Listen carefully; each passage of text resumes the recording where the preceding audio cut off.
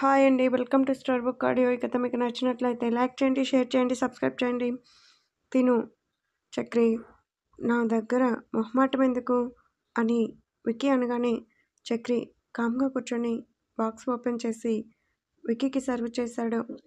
ఆ బ్రేక్ఫాస్ట్ చూడగానే విక్కీ పెదవులపై చల్లని చిరుమందహాసం. నాకు ఇష్టమైన దోశలు వేసింది ఇది.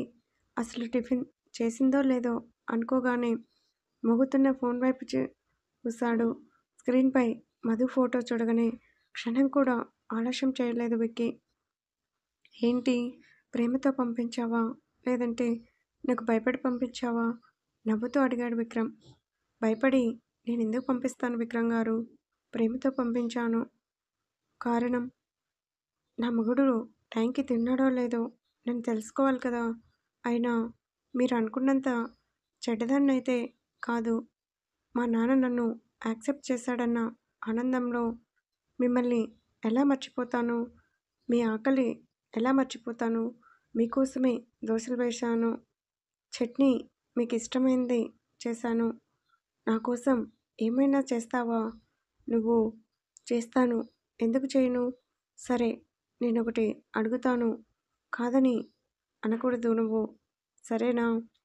ప్రాణం మాత్రం అడక్కండి. నాకు మీతో బతకాలని ఉంది. అబ్బా పిల్ల, ఈ మాటతో నన్ను చంపేశావు అనుకో. బుజ్, దగ్గర లేవు కానీ పిచ్చి ప్రేమ నీ మీద ఎక్కువ అయ్యింది తెలుసా? ఆ మాటకి చక్రి సిగ్గుపడ్డాడు. పైకి కనిపించరు కానీ విక్రమ్ సార్కి చాలా ఉంది అనుకున్నాడు. నా మీద నీకు ప్రేమ ఎక్కువ అని ఎప్పుడో తెలుసు. సాయంత్రం వస్తారా? ఏయ్, నువ్వేరా నా దగ్గరికి, ఓవర్ చేయకు తింటూ అన్నాడు. బుజ్, ప్లీజ్ విక్రమ్ గారు, చాలా సంవత్సరాల తర్వాత కుటుంబం అంతా కలిసి ఉంది, అందుకే అడుగుతున్నాను. ప్లీజ్ మీరు కూడా ఉంటే బాగుంటుంది. వద్దే, మీ బాబు ముఖం చూస్తే నాకు కోపం వస్తుంది. నేను రాను. కావాలంటే నువ్వు అక్కడే 2 రోజులు ఉండి రా, నేను అడ్డు చెప్పను అన్నాడు. ప్లీజ్ నా కోసం. నోవే చెప్పింది చెయ్యి నోవే చెప్పింది చెయ్యి విసిగించుకున్నాను. అది కాదు విక్రమ్ గారు. ఏయ్, చనువు ఇచ్చాను కదా అని చంకనెక్కి డ్యాన్స్ చేయాలని చూడకు. తెలిసిగా ఏం చేస్తానో. నీకు కావాలంటే అక్కడ ఉండు, బట్ నేను మాత్రం రాను, ఉంటాను అని విక్రమ్ ఫోన్ పెట్టేయగానే మధు బాధపడింది. మధు అంటూ లోపలికి వచ్చింది. భువన, ఏంటి నానమ్మ, మా మనవడు సాయంత్రం వస్తున్నాడా లేదా? ఆ విషయమే ఫోన్ చేసి అడిగాను నానమ్మ. ఆయనకి ఏవో మీటింగ్స్ ఉన్నాయంటున్నారు, రావటం కుదరదని చెప్పారు. వీలైతే రేపు వస్తాను అన్నారని అబద్ధం చెప్పింది మధు. అవునా, పోనీలే.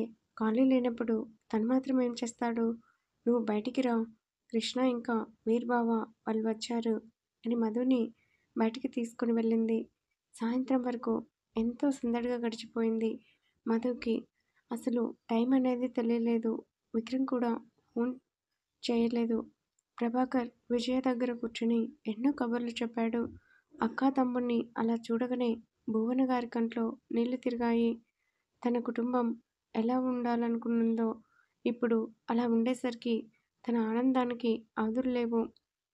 మధు సాహితీ పక్కన కూర్చొని వీర్ కృష్ణ చిన్ననాటి విషయాలు చెప్పటం మొదలుపెట్టింది. అందరూ ఆరు బయటే ఉన్నారు. మధు, ఏంటి చిన్నబావా, విక్కీ రాలేదు, ఒకసారి ఫోన్ చేయలేకపోయావా? చేశాను బావా, ఆయన మీటింగ్లో ఉన్నారు, రావటం కుదరదని చెప్పారు. తను ఉంటే బాగుండేది మధు. తన మాటలకి వెట్కారానికి మనకి ఇంకా ఫుల్ జ్యూస్ వచ్చేది అని కృష్ణ అనగానే మధు విక్కిని తలుచుకొని తనలో తానే సిగ్గుపడింది. నైట్ అందరూ హాల్లో నిద్రపోయారు. మధు సైలెంట్గా తన రూమ్కి వచ్చి టైం చూసింది. 11 అవుతుంది. ఫోన్ తీసుకొని చూసింది. ఆ ముఖంలో ఎక్కడలేని నిరాశ.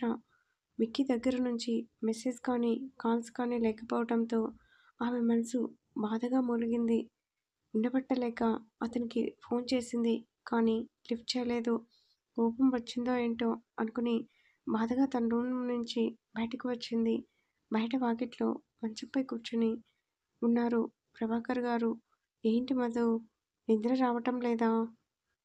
లేదు నాన్న, మీ బడిలో పడుకోనా? పర్మిషన్ దేనికిరా? పడుకో అని మధుని తన బడిలో పడుకోబెట్టగానే ఆమె కళ్ళు చెమర్చాయి.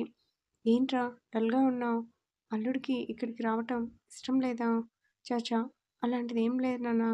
ఆయనకి మీటింగ్స్ ఉండి రాలేదు, లేదంటే ఖచ్చితంగా వచ్చేవారు.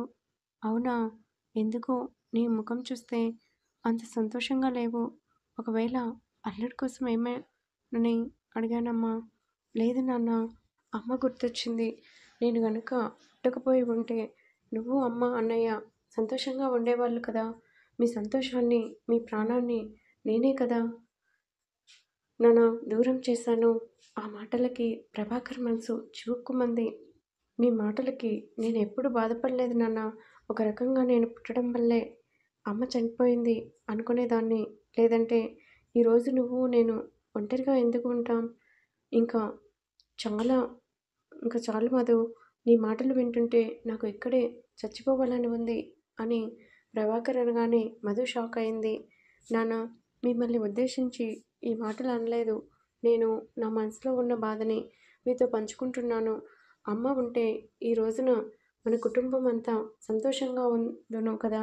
నువ్వు ఒంటరిగా ఉండేవాడివి కదా నాన్న. నాన్న, నువ్వు ఎన్ని మాటలు అన్నా నాకు బాధ లేదు. నిజం నాన్న.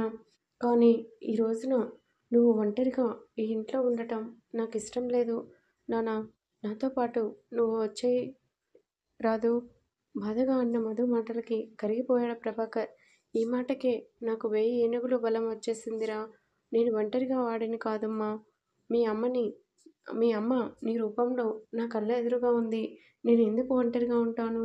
అమ్మ, అక్క, వీర్, కృష్ణ, ఇంకా నువ్వు, మా అల్లుడు అందరూ నాకు తోడుగా ఉండగా నాకు భయమేంటి? నువ్వు అలాంటి ఆలోచన రానివ్వకు. ఇప్పటికే చాలా ఆలస్యమైంది. నిద్రపో. ఇక్కడే పడుకుంటాను నాన్న. వద్దు మా, గదిలో పడుకో. దోమలు ఎక్కువ ఉన్నాయి కదా. నాకు నిద్ర వస్తుంది, పడుకుంటాను. సరేనా అని తన రూమ్కి వెళ్ళింది. మధు పైకి లేచిన ప్రభాకర్ కార్ రావటం చూసి ఆగిపోయాడు. కార్ దిగి గేట్ ఓపెన్ చేసి లోపలికి వచ్చాడు విక్రమ్. అల్లుడిని చూడగానే అతని ఆనందం అంతా ఇంతా కాదు. ఇంకా పడుకోలేదా మామయ్య? లేదు బాబు, రండి లోపలికి. భోజనం చేశారా? చేసే వచ్చాను మామయ్య. ఈరోజు వర్క్ ఎక్కువ ఉండి టైంకి రాలేదు అని లోపలికి నడుస్తూ, మధు ఎక్కడ మామయ్య? తన రూమ్లో ఉంది బాబు. సరే మీరు పడుకోండి, పొద్దున మాట్లాడుకుందాం అని రూమ్కి వచ్చిన విక్కీ బెడ్ మీద పడుకున్న మధుని చూడగానే నవ్వుతూ ఆమె దగ్గరికి చేరాడు. మధుకి అది కలో లేదంటే నిజమో అర్థం కాక తనని తాను గిల్లుకుంది.